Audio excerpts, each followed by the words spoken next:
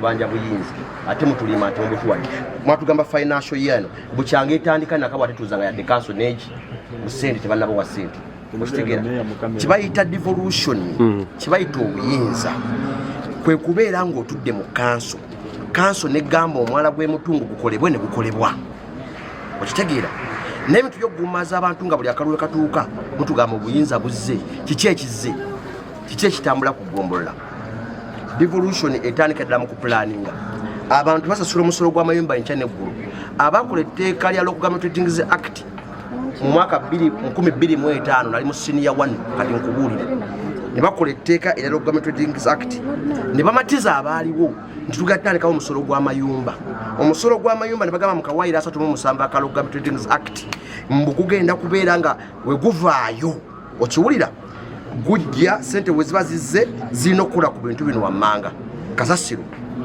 drainage okiwulira road repairs and maintenance okitega street lighting ne sente nga bwe zivaayo omuntu asasula sente za property tax ate enkera n'omuleetera asasule kasasiro teri muntu akkirizibwa mu tteeka teri muntu asasula property tax oba mupangisa ali ku nnyumba ng'ennyumba esasula property tax ate asasulire kasasiro ebyo birina okukolebwa so bino byonna tuzze tulwana kuva twatandika kakati leero batuyise obuyinza nga terina kintu kiri functional nga n'okuteekawo kanso nayita notisi ya kanso yange yabadde erina kubeera ya ku lwakuna naye twagenza otuuka nga kanso tewali na ssente zituuza kanso tumaze emyezi 4 nakawa tetuula nga batugamba kintu kimu there is no funding kati mu appropriation kije mukola sente z'ekibuga omugabo gwa nakawa gukugenda wa so bino byonna PR akubayita kulimba bannayuganda tubuuza gye muli ku magombola kibayita obuyinza mbabuulira kibayita obuyinza olina okubeera nga kanso kyesalawo kyekikola kyekikolebwa mulekerawo kutuza tetuli mukandolinduli abantu bekamba mulekerawo bazanyirako okitegeera yensonga yange ye position y'ennakawa ekirala nga mmaliriza tugenda kuleetera abantu b'ennakawa tugenda bategeeza twagala abantu b'ennakawa munze mundabe amagombola malage gamanyi tugenda baleetera okujeema okusasula omusolo gwa property tax singa sente ze basasula tezidda etteeka lirabagera mulungi nti ebitundu wakiri 75 ku musolo gw'okuŋŋaanya mu luka gulina okukomawo mutungu webe kuŋŋaanya miliyoni 5 miliyoni 3.75 birina okukomawo ate ebikomawo abasasula ogwo omusolo balina okutuula bennyini be balina okutuula ne batematema omusolo gwabwe gukole gutya nti black street tekeka amataala tukole oluguudo bwe luti n'essente nga bwe zijja zigenda consolidated fund batuzizika etteeka erya Public Finance Management Act ya 2015 all money is collected shall be deposited to a consolidated fund bwe zigenda eyo bwe buwumbi omukaaga anitamu ng'owagabe kololo ezandibadde zikoma okukola ki emirimu mwami Museveni tetwagala jjogo local government tuyagala zikole tuteekawo kalulu leka executive director bere ku district oba kaawo ne batawunikira akakola emirimu temuno ne bannayuganda budde tukiriza era mwebaza nti atukiriza ekigambo ki kubanga yali badde ayogera ludi kyakati naye akkiriza naga nti obuyinza ensimbi zidde ku magombolola ne bakatawunikira akusaba amagombolola nabo babenga balina obuyinza okumanejinga ebintu ebimu ebiri mu tteeka bye balinako obuyinza ku magombolola so gwe mulimu gwe tuliko wano akaseera kakusuubira nti singa ekyo kigenda mu maaso ne kikolebwa nga balina obuyinza ku nsimbi zaabwe emirimu gijja kudduka bukwakulula nsi eyo okusinga bwekigwe kubadde ekintu kya bulabe kubanga ebimu bye badde beekwa abaleeta etteeka lino ebimu bye baali beekwasa nti amagombolola gakozesanga bubi ensimbi amagombolola gugula bagalina batawunikira akabalina obuyinza nga balina ne budget ne bagibwako obuyinza 2011 mu nteeka epya wano kati ekyebalinga beekwasa nti bali bazikozesanga era bwe twazuula nga balina accounts ze bagulangawo eza collection account nga zigendako ensimbi ezabawiibwa omusolo naye nga n'ensimbi ekitongole tekizimanyi tekizifuna tezigenda mu ggwanika ne mu bitabo bya KCCA nga account ezo eziri mu bank ezigendako ensimbi y'omuwi musolo nga tezimanyiddwa nga tawunikiraka ng'akolagana ne finance officer ne bajjeko sente ne bazirya ne beekubana n'abamu ku magombolola. Kati accounts zasukka mu 50 eziri mu mabanka ag'enjawulo ne baga nti katuzigale tubeere ne collection n'account emu oba bbiri eziri wano ku KCCA executive director zasobola okumanaginga. Kakati obuzibu ne bujja account emu okubanga signatory mulina executive director yekka yamala okusayininga ensimbi kibadde kizingamiza emirimu. Ne bwe bw'obawaka tuyinza kugamba nti bwesemaka bumanaginga buli kasimbi konna nga nezigenda okugula omunnyo sukaali oba akendo k'amafuta bw'olina okumala okusayininga wali n'osayininga noga ezo mugenda kugula sabbuuni omunnyo wano ki n'amaka ago tegatambula waliwuza okukwata nga za muzino n'ogamba ezo mugule bye mugula munaakola accountability. Kati kyekikoleddwa naye tubakasaba bazikozese bulungi era tugenda kusigala nga tubalondoola. Oba nazikozesa mu bukyamu kijja kuleetawo obuzibu. Abantu era abaagala okuwamba obuyinza babuwambe baganye nti kuba bujja kulaba nga batamu bajja kubasiba abuzima gambi batawunikirako mugenda kulaba empiimu singa tebazikozesa bulungi. A big stride towards implementation of the devolution system or mechanism which is provided for under the KCCA Act, because it has been long overdue. Since inception of the institution way back in 2011, we've been battling with this issue, and we have had altercations with the authority here and the division urban councils over devolution, and I think you have heard about this issue several times. But problem has been lack of goodwill on part of the key actors. The legal framework we have in place provides for this arrangement of devolution, but there was lack of goodwill. It is a two-tier system. One, the devolution of functions. That was an executive function vested in the office of the Lord Mayor and the councillors. That we executed way back in 2016. We passed a resolution in the council devolving certain functions to the division urban council, but they could not go ahead to execute those duties unless they are facilitated. That is the second tier or second strand, which required funding. They needed to have functional votes. Unfortunately, we have had only one consolidated vote at the authority level. Previously, we had 6 functional votes, 5 for the divisions and 1 for the authority. And the town clerks operated as accounting officers at that level. And the overall accounting officer or vote controller is the executive director.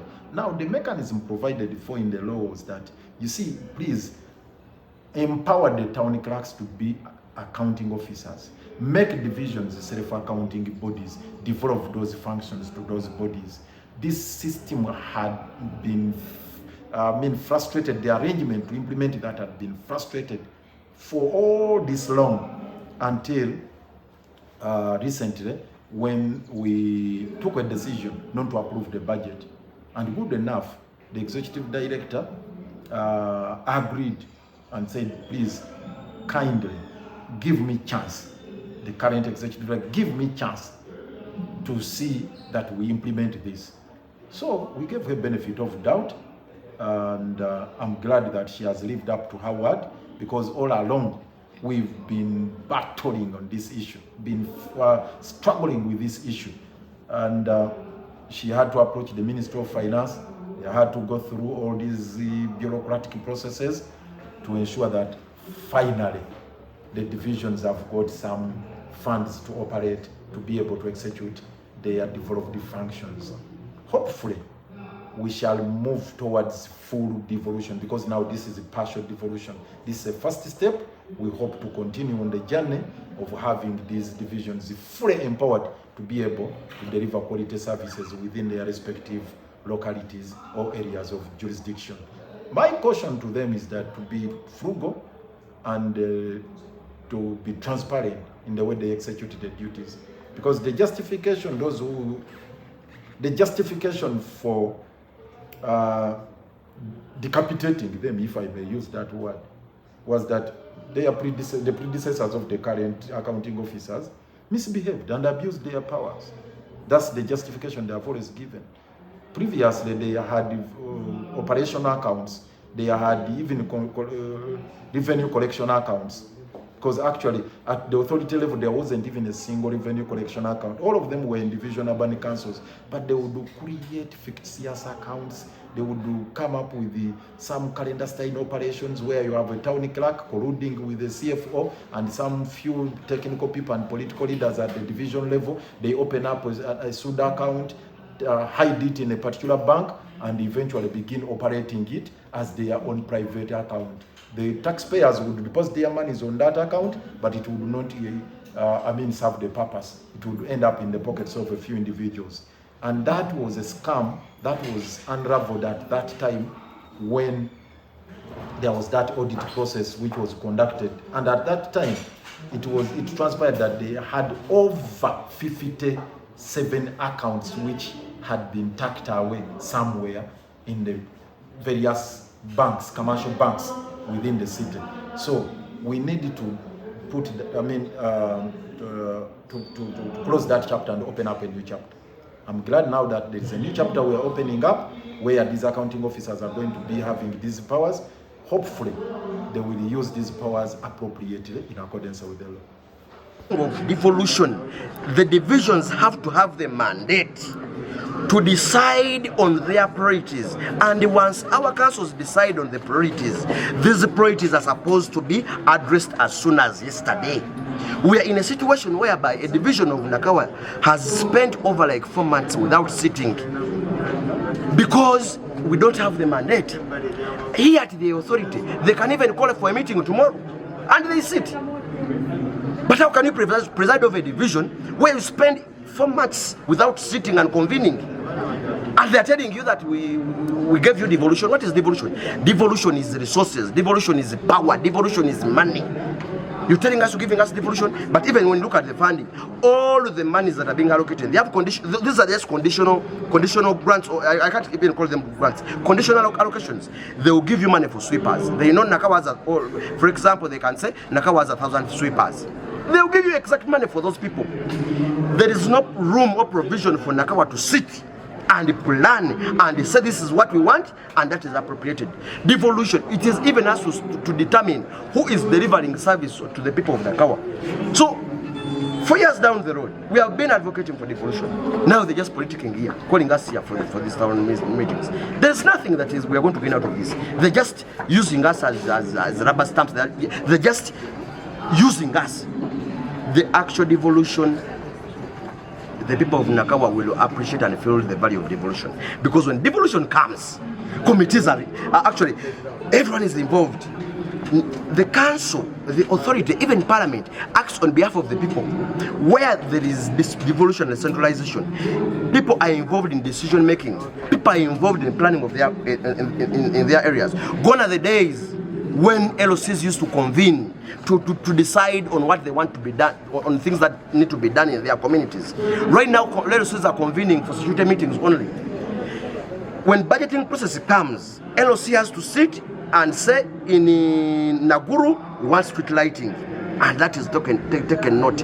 We go to the parish level. Naguru, what are you saying? Then the councillor picks those recommendations and bring them to council. Once they are passed, we expect the next financial year these things to be implemented. But year in, year out, we have been writing wish lists, priorities, and nothing has been done. Amateeka aga gavumenti nga gafuga ebitongole ebirala nago be gagenda okubanga gabakwata. Kyova olaba nti endagaano gye nawandiika nabo nga obuyinza obwo bukka wansi yalimu ebintu bingi era ng'ekimu ku byo kwe kubagamba nti gwe ng'akwasiddwa obuyinza buno gwe town clerk accounting officer senga oba okozesezza bubi obuyinza obulankanyiza ssente za gavumenti, etteeka lya gavumenti erikola ku bakozi bonna ababulankanya ssente za gavumenti lijja kuba likukwata era ng'ebimu ebibeeramu kwe kubanga bagobwa n'okubanga ate basasula essente ezo zebabulankanyizza naye omwaka oguwedde financial year kyetegeeza bwe yali eggwako mu gwokutaano n'ogwomukaaga kanso yaffe wano neesalawo nti obuyinza buddire ki divisions nga tumaze okubategeeza obukalubuzi bwe tuyitamu kyamukisa bakkiriza twa engaginga divisions ezo ne bameeya era ne tubabulira budgets ze balina ne baziyisa kati ekyabadde kisigadde kwe kulaba nga town clerk akola okusasula okusooka nga akusasulira ku division. Era wetwogerera kati mwenna babaddewo mulabye obujulizi bubaddewo nti ba town clerk buli omu at least yatandise okubanga emirimu egikolebwa ku town division asasudde. Kati kiba kitegeeza nti ebintu ng'ebyo kansa egenda kutuula, twagala sukaali, twagala mpapula, twagala peeni, abakozi abalongoosa abeera enguudo, kasasiro, ebyo byonna division zigenda kubanga zikola ki nga zibikolako.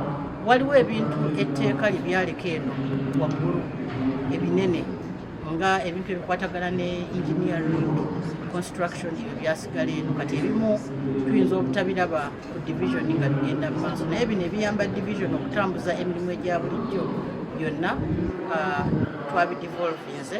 Kati omusomo guno bwe tubadde nagwo olwaleero tusobola kukaatiriza nga tukuŋŋaanyiza ba town clerks, ba meeya, ba speaker n'ab'ebyobukugu ku divisions bonna tubaleese wano okubayitiramu biki bye twasizza wansi in terms of devolution, ate sente mmeka ze tubawadde ze bagenda okukozesa omwaka guno, na buli kimu kye twataddeyo ne sente zaakyo tukibabulidde, kubanga twamaze okukakasa nti kakati buli town clerk saawa eno asobola okusasula.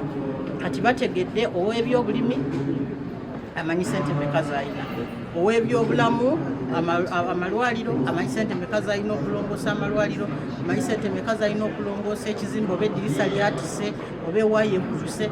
Ezo sente zonna line zonna tuzibawadde bazimanyi. Kati fe tusigazza mulimu ki?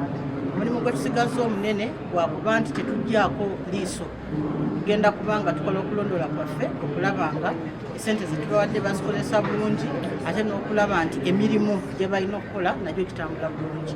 Tubabuulidde nti kino tukitaddewo okugezesa okulaba oba basobola okukola omulimu omulungi gwe tubasuubiramu, era ne tubabuulira nti senga baba tebakoze bulungi ate kijja kuleetera ekitongole authority council ne gavumenti okugamba obuyinza bulyo gye bukoze eki gye bubadde, era tubakuutidde kubanga bakuuma okubanga sente tebazikozesa bubi n'emirimu abantu babanga babaweereza bulungi.